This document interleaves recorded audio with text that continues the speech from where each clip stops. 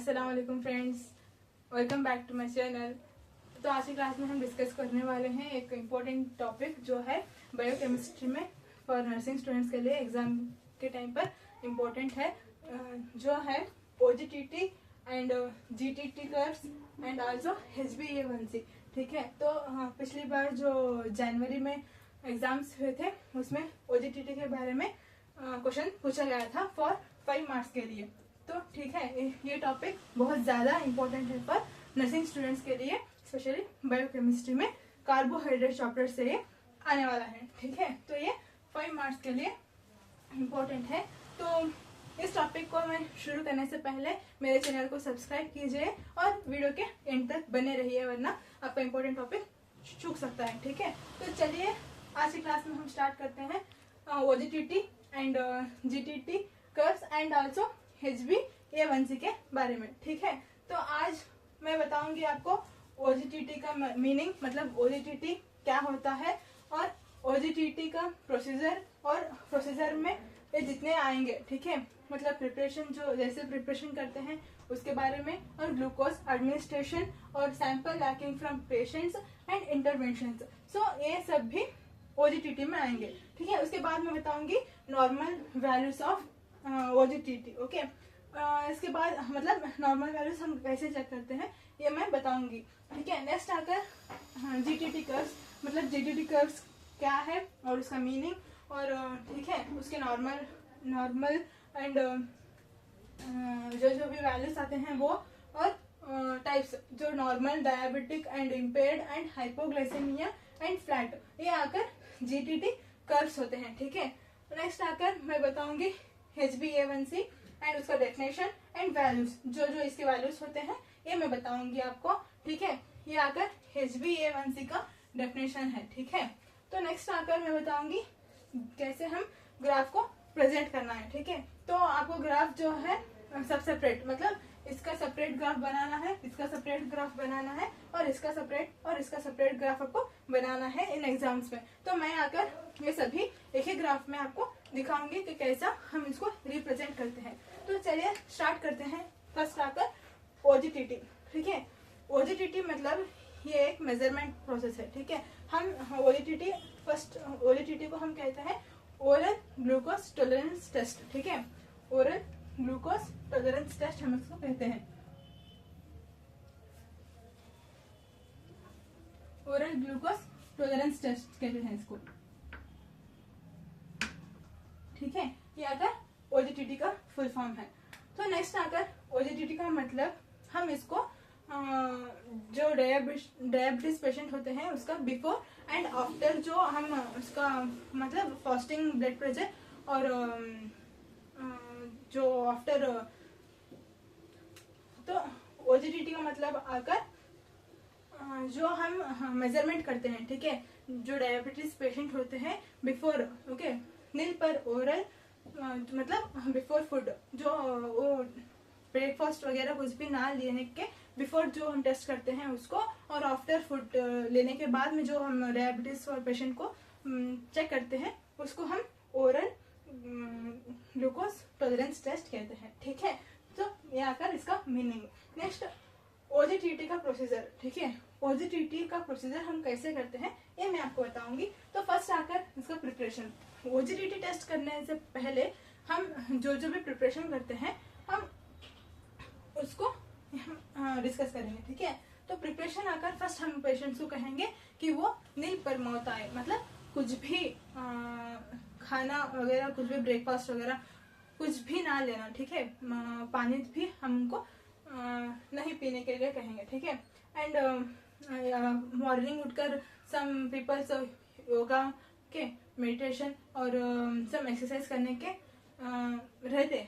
Okay, तो हम उनको कहेंगे कि फिजिकल एक्टिविटी ज़्यादा ना करें। जब हम डायबिटीज पेशेंट को चेक करने वाले होते हैं तो वो आकर एक्टिविटीज नहीं करना चाहिए। नेक्स्ट आकर हम उनको कहेंगे कि कौन से भी इंसुलिन और कौन से भी मेडिकेशंस अगर वो डायबिटीज पेशेंट्स ले रहे हैं तो वो मेडिकेशंस भी उनको स्टॉप करना होगा। ठीक है, जब हम चेक करेंगे। तो नेक्स्ट प्रोसीजर आकर ग्लूकोज एडमिनिस्ट्रेशन। तो फर्स्ट ये प्रोसीजर खत्म होने के बाद में ये प्रोसीजर होने के बाद में हम उनको टेस्ट करेंगे, ठीक है। जब जितना वैल्यू आएगा हम नोट करेंगे। सो नेक्स्ट उसके बाद प्रोसीजर जो है वो हम करेंगे ग्लूकोज एडमिनिस्ट्रेशन। मतलब बिफोर फास्टिंग का हम टेस्ट ले चुके हैं, तो नेक्स्ट आता है ग्लूकोज एडमिनिस्ट्रेशन। ग्लूकोज एडमिनिस्ट्रेशन मतलब हम सम अमाउंट ऑफ शुगर, मतलब ग्लूकोज होता है वो वाटर में मिक्स कर कर पेशेंट्स को कंज्यूम करने के लिए कहेंगे, ठीक है। आफ्टर द कंज्यूम करने के बाद में सम 2 to 3 आवर्स छोड़कर हम उनका जो है टेस्ट करेंगे, ठीक है। तो ये आकर ग्लूकोज एडमिनिस्ट्रेशन टेस्ट होगा। नेक्स्ट आकर थर्ड प्रोसीजर जो है ये सिंपल लैकिंग फ्रॉम पेशेंट। सो इसका मतलब है जो ग्लूकोज का एडमिनिस्ट्रेशन होने के बाद में उनका जो सैंपल होता है, ठीक है, मतलब जो हम टेस्ट करते हैं वो डायबिटीज मेजर्स का टेस्ट फ्रॉम पेशेंट से हम इधर इस प्रोसीजर में लेंगे। तो नेक्स्ट आकर इंटरवेंशंस मतलब हम डिस्कस करेंगे कि पेशेंट का डायबिटीज मेलिटस कितना है, मतलब उसका हाई है या लो है या नॉर्मल है, हम इधर डिस्कस करेंगे, ठीक है।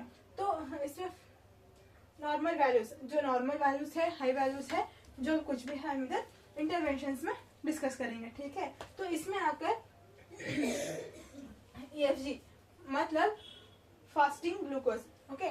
बिफोर फास्टिंग जब हम टेस्ट में इधर लिए होते हैं तो इधर आकर लेस देन 100 mg, ठीक है, लेस देन 100 mg अगर वो आए तो ये फास्टिंग ग्लूकोज है, ठीक है। नेक्स्ट आफ्टर 30 मिनट्स के बाद फिर अगर हम टेस्ट करें ग्लूकोज एडमिनिस्ट्रेशन करने के बाद, अगर 30 मिनट्स के बाद 190 mg/dl अगर आया तो ये भी नॉर्मल वैल्यू होता, ठीक है। आफ्टर 1 आवर, अगर 30 मिनट्स के बाद फिर 1 आवर को हम अगर टेस्ट करें तो उसका जो वैल्यू है वो 180 आना चाहिए, ठीक है।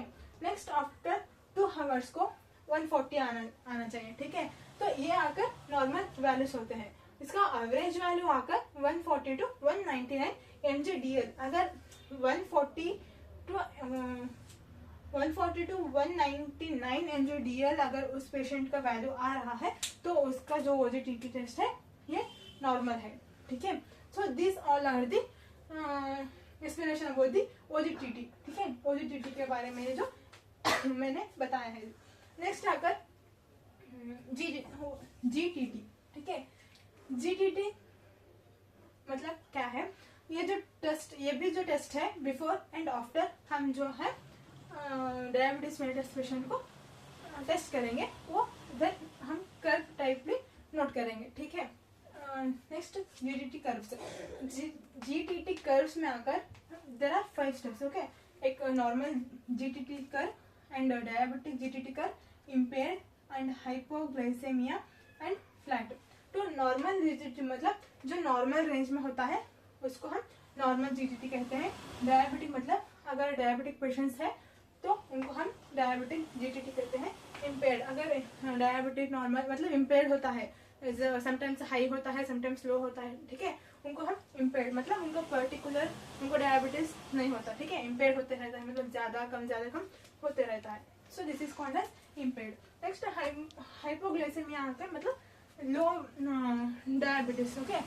जो उनका ग्लूकोज लेवल होता है ना बॉडी में वो जो है कम होता है, मतलब एक नॉर्मल रेंज आकर 140 to 199 के एवरेज होता है, ठीक है। तो ये आकर फ्रॉम उसके नीचे मतलब बिलो 140 मतलब उसके नीचे होता है तो हम इसको हाइपोग्लाइसेमिया कहते हैं। सॉरी 100 के अंदर हो तो हम इसको हाइपोग्लाइसेमिया कहते हैं। नेक्स्ट आता है फ्लैट मतलब जब हाई होता है तो उसको सम टाइम आकर वो फ्लैट को हो जाता है, ठीक है, इसको हम फ्लैट OGTT कहते हैं। तो नेक्स्ट आकर ग्राफ के बाद अगर रिजल्ट किया जाए तो ये आकर GTT कर्व्स है, ठीक है। तो ये आकर GTT कर्व्स है।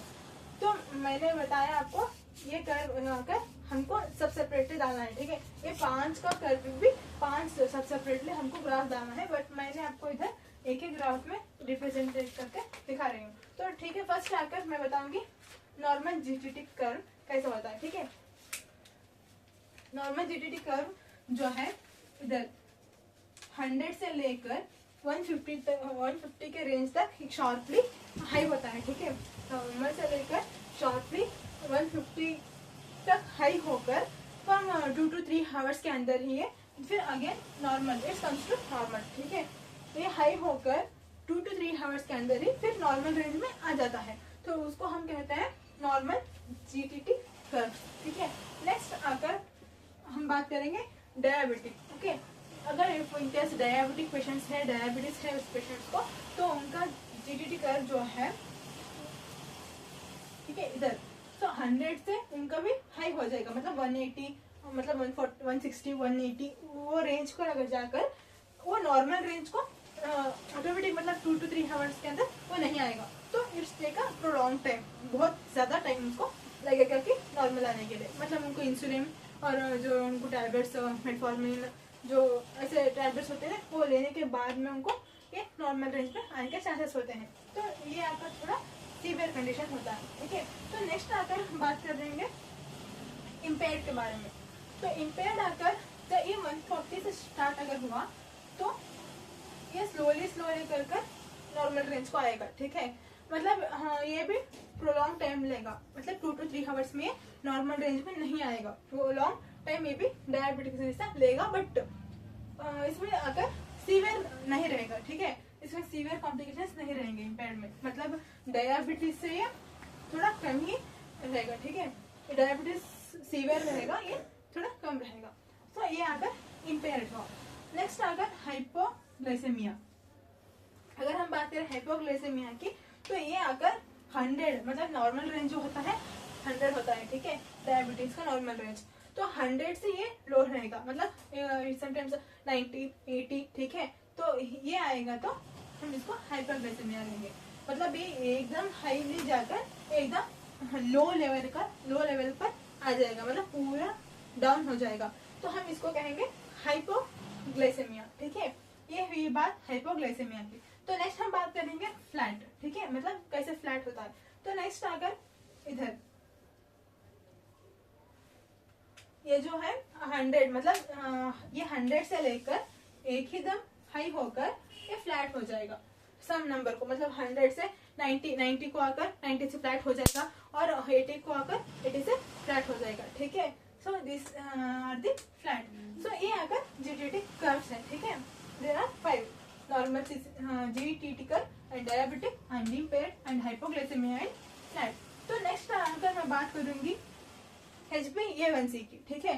HbA1c मतलब इसका डेफिनेशन इधर है, it is the blood test that measure average blood sugar level over the past 2 to 3 months, मतलब जो 2 to 3 मंथ्स उसका जो पास्ट का जो 2 to 3 मंथ्स होता है ना, उस ब्लड लेवल शुगर लेवल जो है हम वो टेस्ट करेंगे, ठीक है, मेजर करेंगे, मतलब ब्लड टेस्ट हम करेंगे जानने के लिए कि 2 to 3 मंथ्स पास्ट में जो उनका ब्लड शुगर लेवल क्या है क्या नहीं, तो हम इसमें HbA1c में हम चेक करेंगे और मेजर करेंगे, ठीक है। तो इसके नॉर्मल वैल्यूज आकर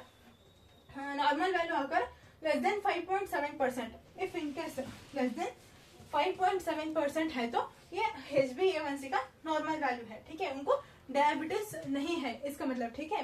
तो नेक्स्ट आकर प्री